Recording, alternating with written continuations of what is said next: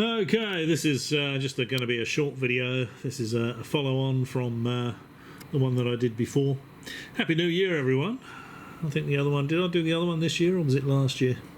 Let's hope 2022 is considerably better than 2021. Apollo Detectives 9, this is from the Ben Emily Jones channel. And I just thought I'd...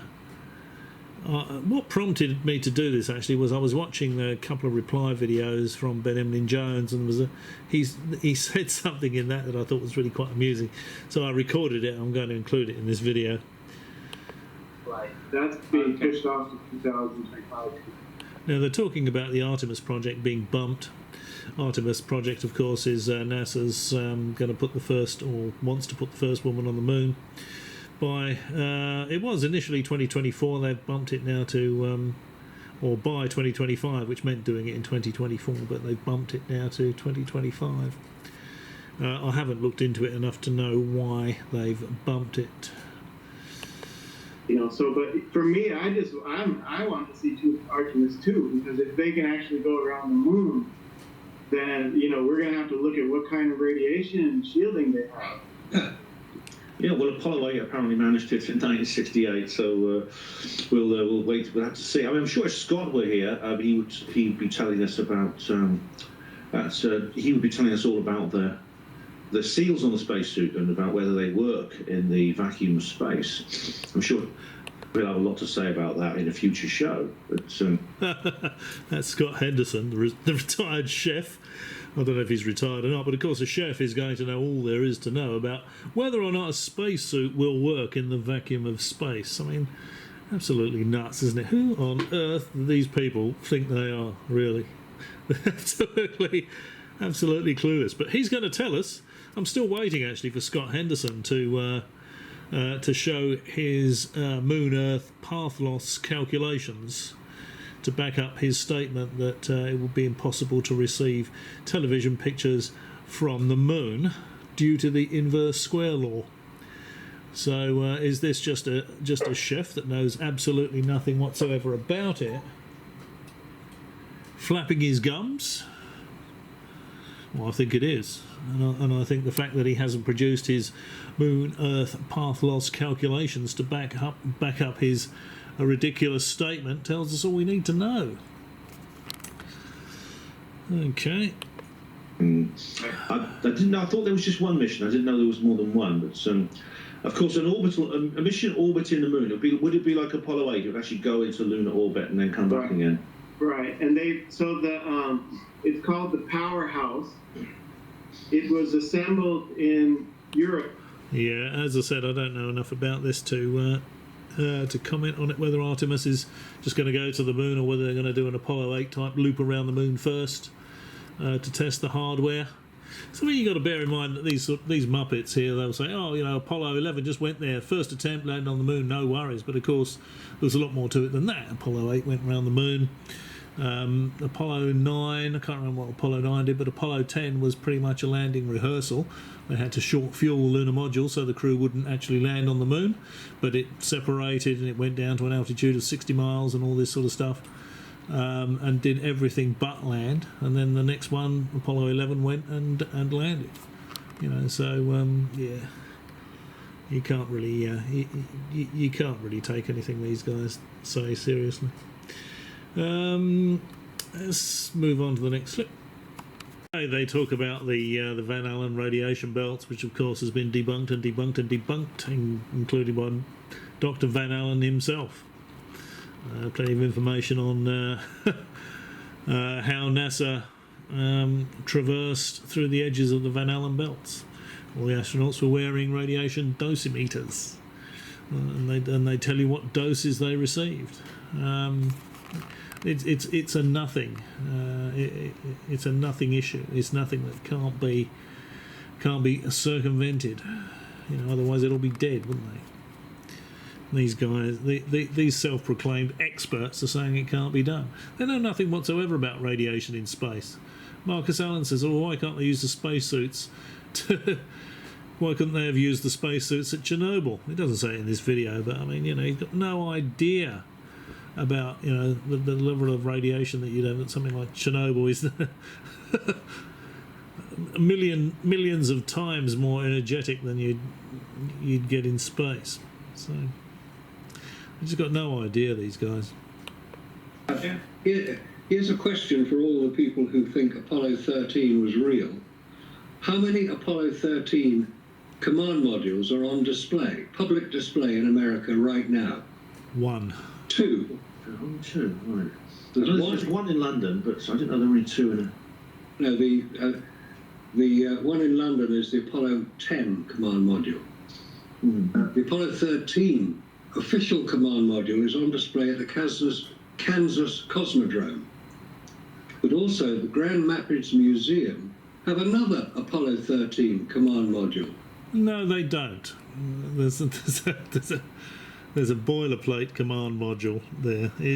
He knows full well that is not claimed to be an Apollo 13 command module. This is the sort of nonsense you read in this science fiction kiddie comic he publishes. It's absolute drivel.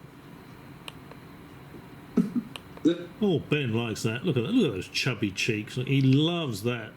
They will call it, and it's on public display, and it's been sealed for 100 years. It was put on display in 1976. It was going to be sealed for 100 years to the 300th anniversary of founding of America.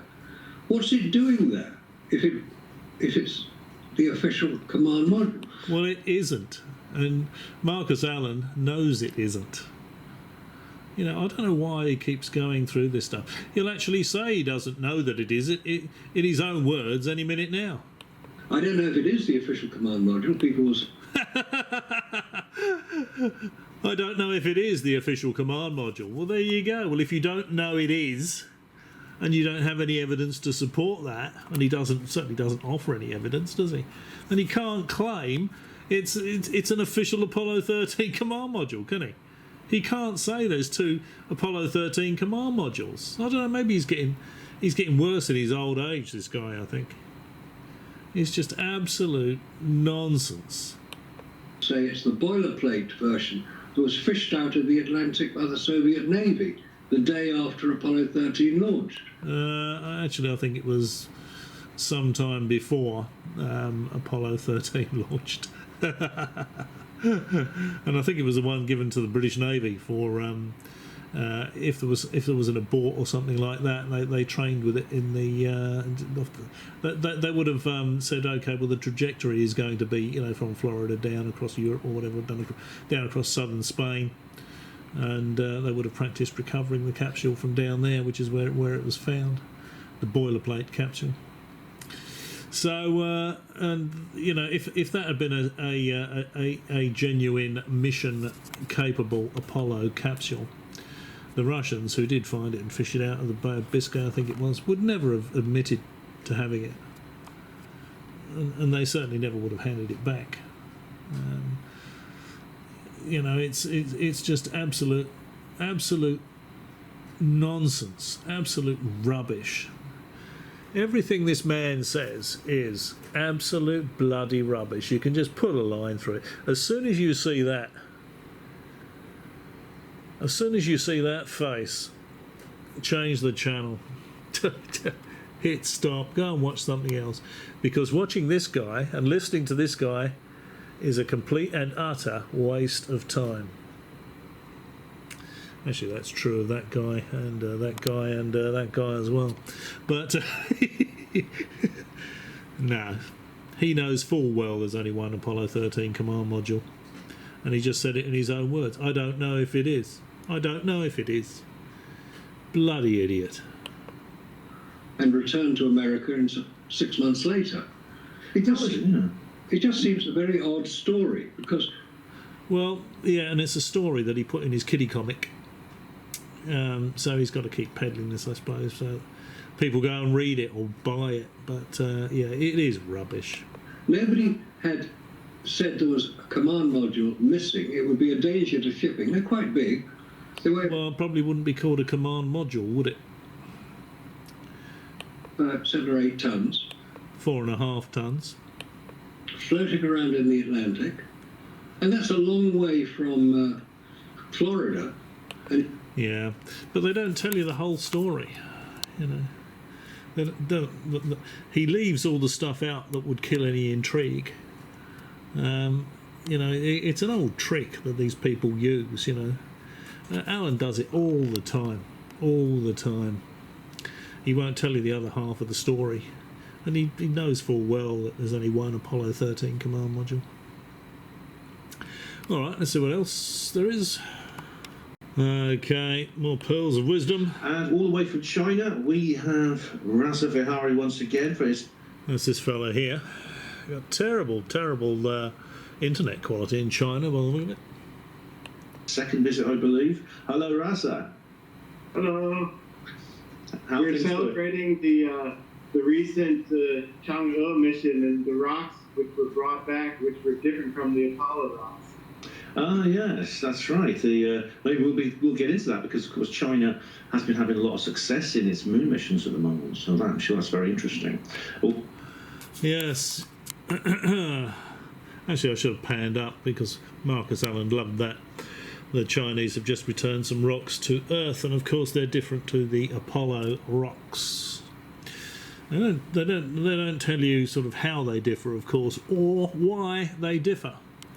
They differ in that they're about 1 billion years newer, and the reason they're 1 billion years newer is that the Chinese actually landed their probe on a on an area of the moon that has far less craters than where the Apollo missions went.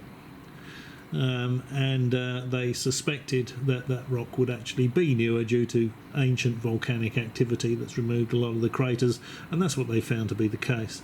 And the other thing they don't tell you is that that the Apollo rocks were the same that were returned were the same as the Russian moon rocks that were returned. So the Chinese ones are different to the Apollo moon rocks and the Russian moon rocks. So they don't tell you that. But they just tell you, oh, it's different. There's got to be something wrong there. Now, if there was something dodgy there, I would say, okay, well, it's probably going to be the Chinese rocks that would be suspect. But that's the story of why the moon rocks that the Chinese brought back are different to the ones returned by the Apollo missions and by the Russians. So they don't mention the Russians. They don't mention that the Chinese specifically went to a part of the lunar surface that they thought was considerably newer. So there we go. Okay, what else we got? Okay, this is just one more clip. One last clip before I show you a clip from Ben Emlyn Jones, one of his latest reply videos, where we can clearly see that he knows full well the Apollo missions went to the moon. So I'll leave you with that clip, but first of all we'll just do this quick one here. I'll say thanks for watching because I recorded the other clip earlier, and maybe I'll catch you again. But just give you an idea of how clueless these people really are. Flying aircraft. So that means, so what was it, guys? I mean, this is the question. Were those command modules really flying straight back from the moon without any... once you ditch the service module, you don't have any directional thrusters. Once you ditch the service module, you don't have any directional thrusters. Okay. Let's just have a look, shall we?